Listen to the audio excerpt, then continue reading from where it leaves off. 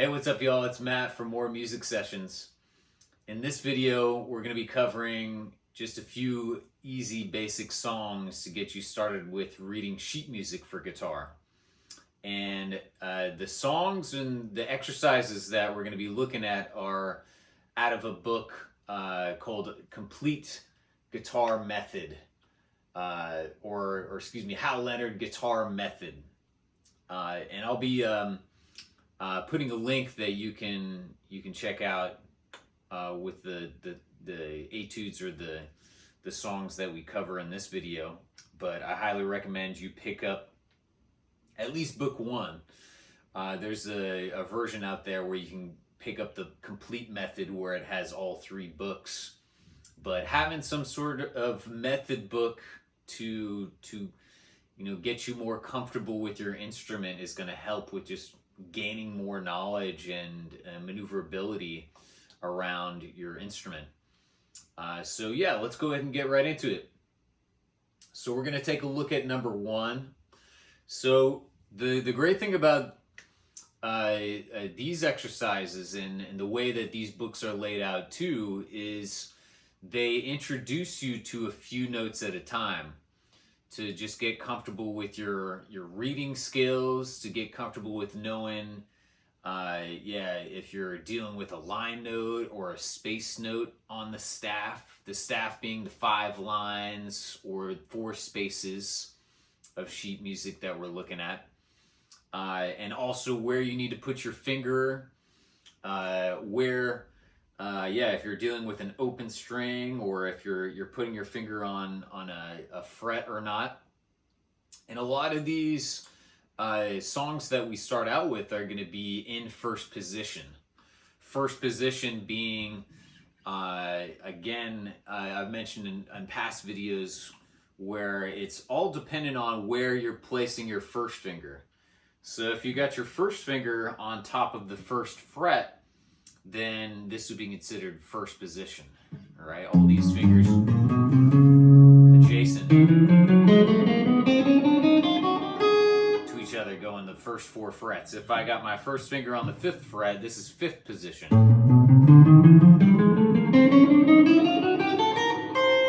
Right? Yeah, and those are great exercises too to do certain combinations with your fingers and not necessarily go off of any particular notes or certain melodies, and that's what you want to balance out with your guitar playing. But let's go ahead and talk about the first one that they give you. So even at the top where it says notes on the first string, they give you chord boxes on the top as well.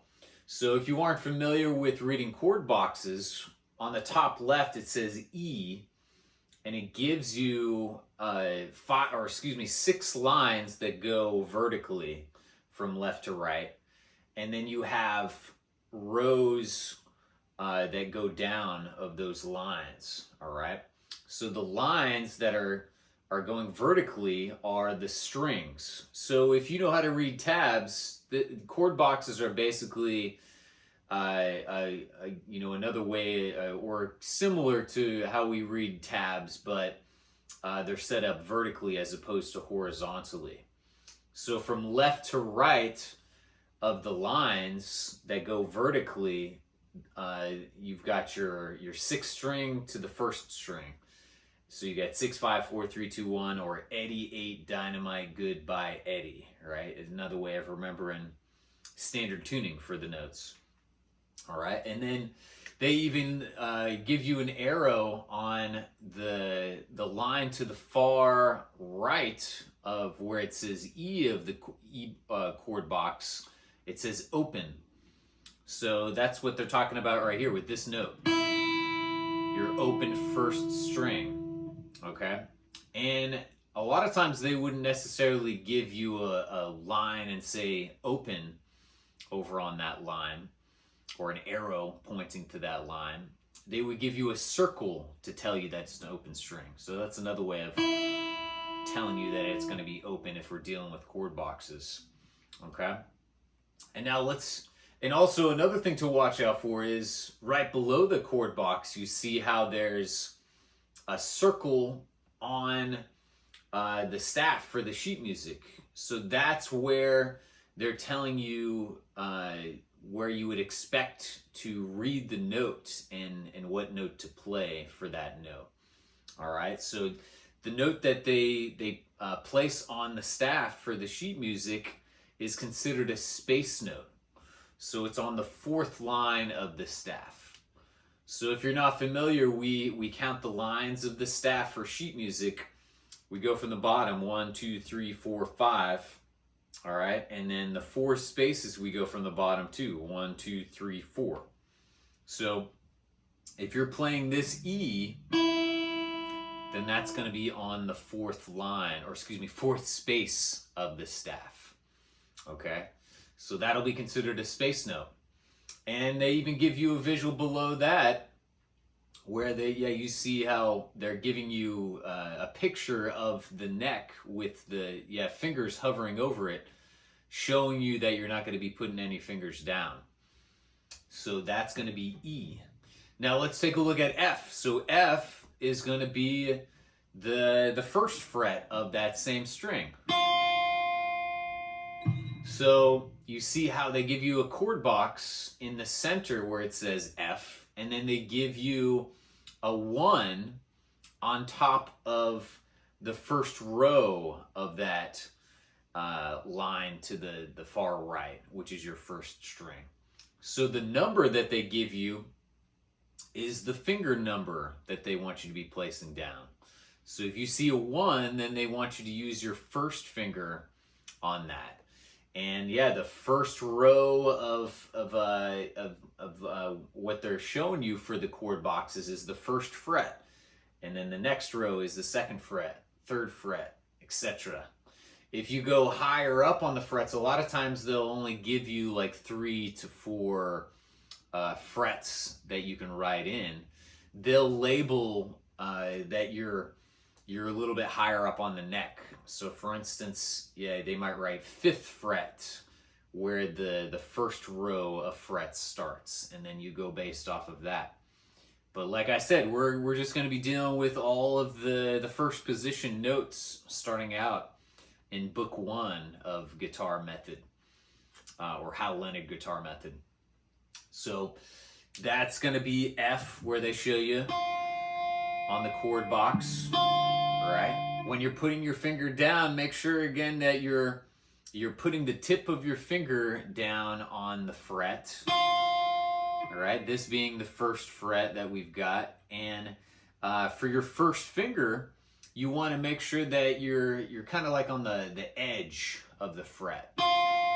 And the visual that they give you, where they're giving you a finger, that's going to be the sweet spot of where you want to be placing. Just like I'm showing you right here, this is the ideal spot to get a good sound with your 1st finger on the 1st fret, or any 1st fret with any string. Because if you're too far up here, you might get a little bit of fret buzz, right? But if you slide it a little bit higher, you get a better tone in this placement. All right? Make sure to use your thumb against the neck too, to pinch up against the neck so you get a good balance with your pressure that you're putting down with your finger. And F, if you're reading sheet music, would be considered a line note. So you see how they give you a circle on the 5th line of the staff for where it shows you F, right below the chord box.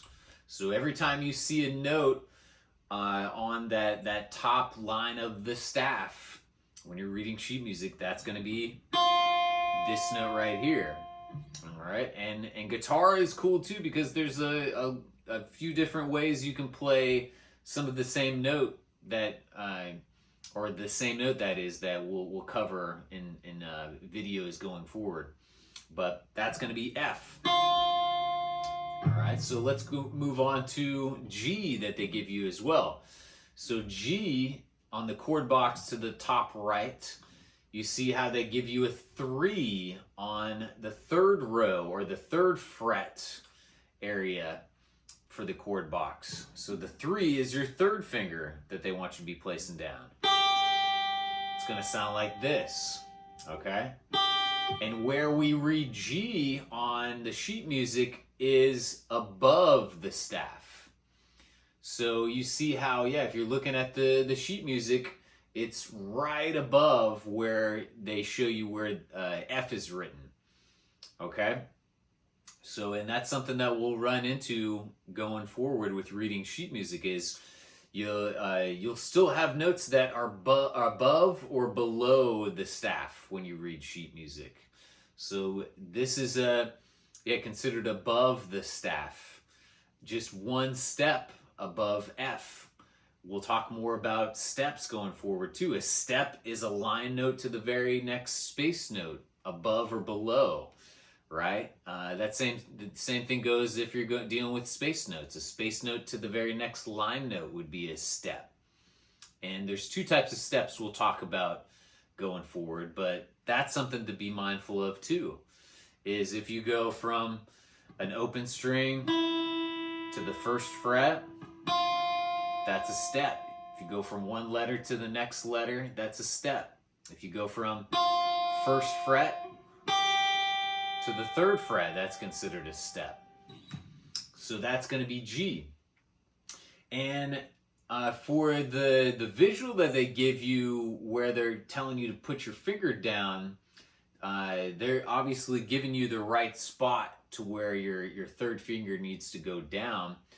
But what I would recommend to do too, which is a good habit to get into, is to anchor your 1st and 2nd finger down when you place your 3rd finger down, right? Because right now they're showing you a visual of these fingers lifting up, still hovering over, which is a thing that you might do with certain motion of where you're going with certain licks or riffs or melodies with playing guitar. But with these exercises, I want you to get used to just putting down all your fingers, because the higher you go on the frets, you want to get comfortable with keeping your fingers anchored on the fretboard with a lot of stuff we do, and that will help with your technique to be able to move fast with fluidity, right? So keep that in mind. Yeah, make sure that you're creating good habits starting out, and that will help with translating a lot of other things that we do with playing guitar. But let's go ahead and move into playing number 1. We can talk about other rhythms, and I'll even put up a music symbols sheet that's right before this page, so you can get comfortable with different music symbols, and I'll talk you through some things that they give you on here. Before we even play number 1 too, another thing to be mindful of when you're playing guitar is right below the pictures that they have of fingers and the neck, you see how it says this sign, and it's like a bracket within the parentheses, tells you to strike the string with the downward motion of the pick. So that would be considered a downstroke, all right? Yeah, and they give you each one of the notes that we're going to be playing with these first exercises that we do are going to be downstrokes. So again, yeah, if you're just plucking downwards, that would be considered a downstroke. If you want to do an upstroke, if you want to notate that would be a V symbol. So if I want to do an upstroke here, that would be considered or you would have to write a V in order to tell you that you want to do an upstroke. So yeah, be watching for that as we go along here. But let's go ahead and play number 1. And I'm going to even go ahead and put my metronome on here too, which I recommend you get comfortable with.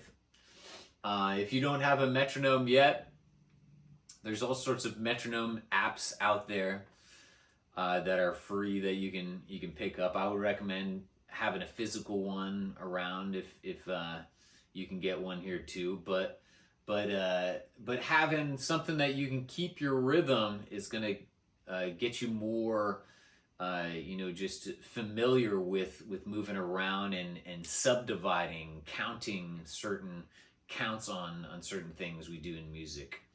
Because the first exercise they give you as a whole note rhythm for each one of these notes. So a whole note rhythm we write as a circle.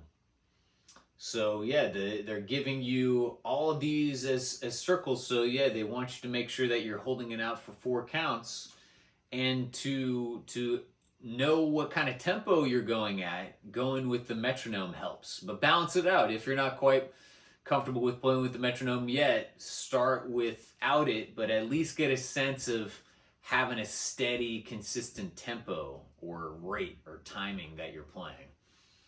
So I'm going to put my metronome on for this one at 80 BPM. So if we're going at 80, and 60 to 80 is a good place to start. And I would suggest going a little bit slower on the rhythms that go a little bit quicker. But since we're holding out for 4 counts, I think this would be good to go at 80. So, and another habit to get into too is to count yourself in before you start. Or at least, count yourself in either in your head or out loud so you can know that you're going with it. And, when you're hearing the metronome right here, a lot of times this gets 1 count that we're hearing right now. So yeah, you want to be hearing 4 clicks for each one of these notes. All right, let's go ahead and jump into it. And 1, 2, number 1 here. 2, 3, 4.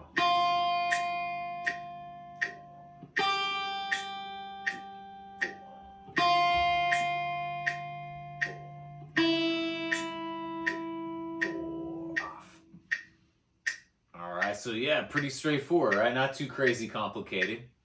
So yeah, when you pluck the note, that's the start of the note that you want to get comfortable with subdividing it here. And you see how even on the exercise, they even tell you to hold your first finger or hold down your first finger, just like I was mentioning earlier, right? So they do mention that when you get into playing some of these songs. So yeah, holding your first finger down, and when you get into the third finger, then your first finger is still down with moving around. Okay? But let's do one more time and then we'll start wrapping it up for this video. So here it is again. Counting yourself in, and 1, 2, 3, go. 2, 3, 4. Connect. 2, 3, 4. 2, 3, 4. All right. So that's number 1 of Hal Leonard guitar method. So get started with that. We'll talk about some of the next ones that they give you here going forward, and we'll take it from there. But a little bit a day goes a long way. Anytime you can find, your skills will be sublime. Keep practicing, and I'll catch you on the next video.